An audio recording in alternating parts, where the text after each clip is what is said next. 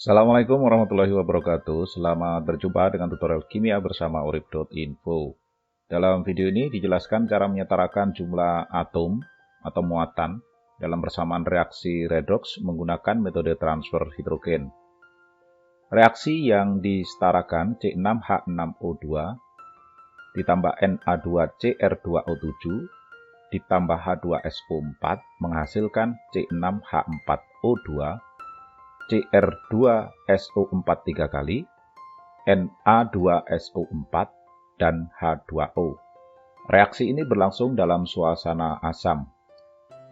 Sebenarnya reaksi dalam suasana apapun kalau yang kita lakukan menggunakan metode transfer hidrogen tanpa pengionan, itu tidak pengaruh. Karena tanpa pengionan tentu saja tidak akan ada muncul muatan yang kita jumpai nanti. Cara menyetarakannya, pertama kita harus pasangkan spesi yang mirip. Yang mirip maksudnya di sini kita tidak memandang adanya O dan H lebih dahulu. Kita bagi dua persamaan reaksi ini. Ada reaksi reduksi dan ada reaksi oksidasi. Yang pertama, ini kita pasangkan C6H6O2. Kita tuliskan dulu di ruas sebelah kiri persamaan pertama C6H6O2.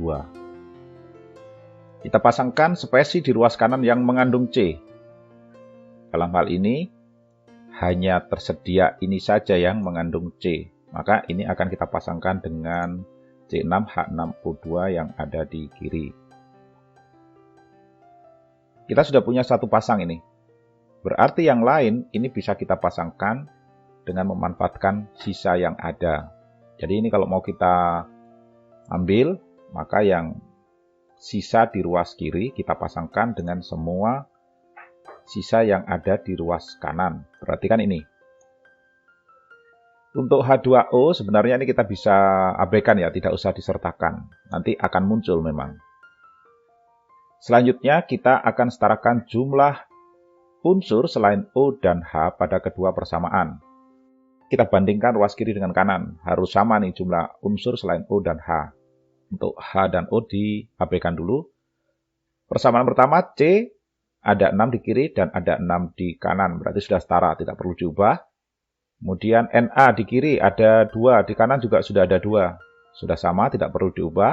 Cr di kiri ada 2, di kanan ada 2 juga.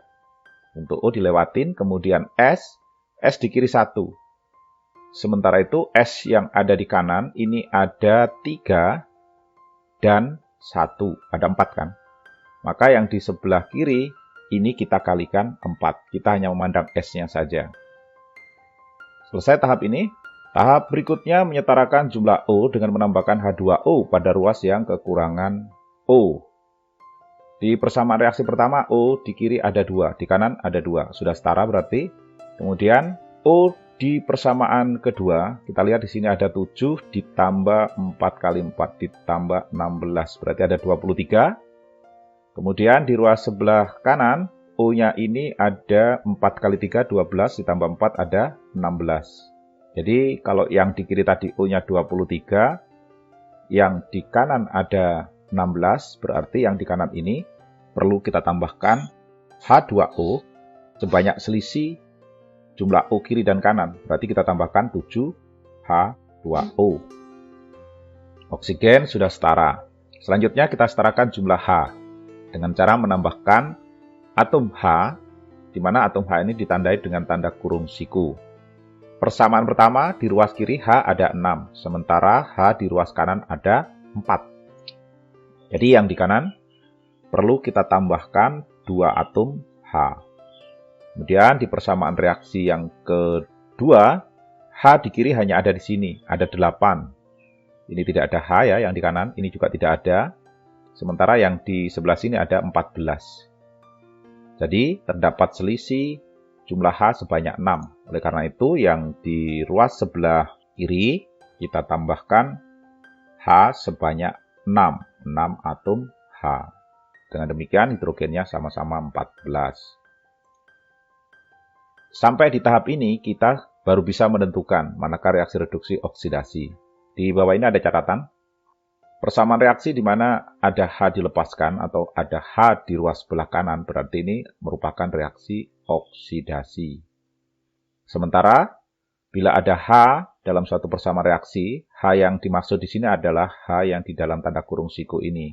Kalau ada H di kiri, maka ia merupakan reaksi reduksi. Karena kita menggunakan metode transfer hidrogen, jumlah hidrogen yang dilepas dengan yang diterima ini harus sama. Faktanya di persamaan pertama, H yang dilepaskan ini hanya ada 2, sementara di persamaan kedua, H yang diterima ada 6. Agar sama, maka di persamaan pertama ini, kita perlu kalikan 3, sehingga jumlahnya sama-sama 6. Kalau ini nanti kita kalikan 3 di bagian H, maka spesi lain pada persamaan pertama juga harus dikalikan 3. Hasilnya disalin, diletakkan di bawah sini. Kemudian kita kalikan 3 untuk semua spesi di persamaan pertama.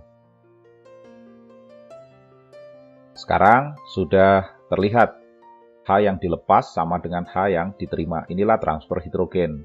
Hidrogen yang ditransfer sebanyak 6.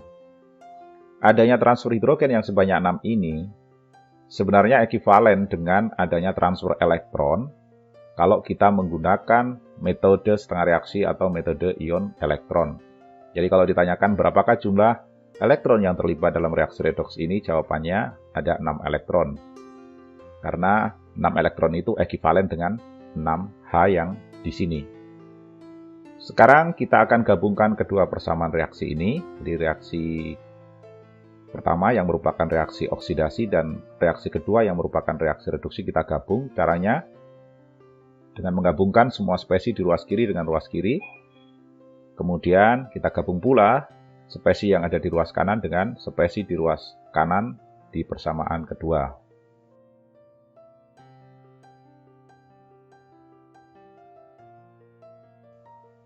Sekarang sudah kita gabungkan.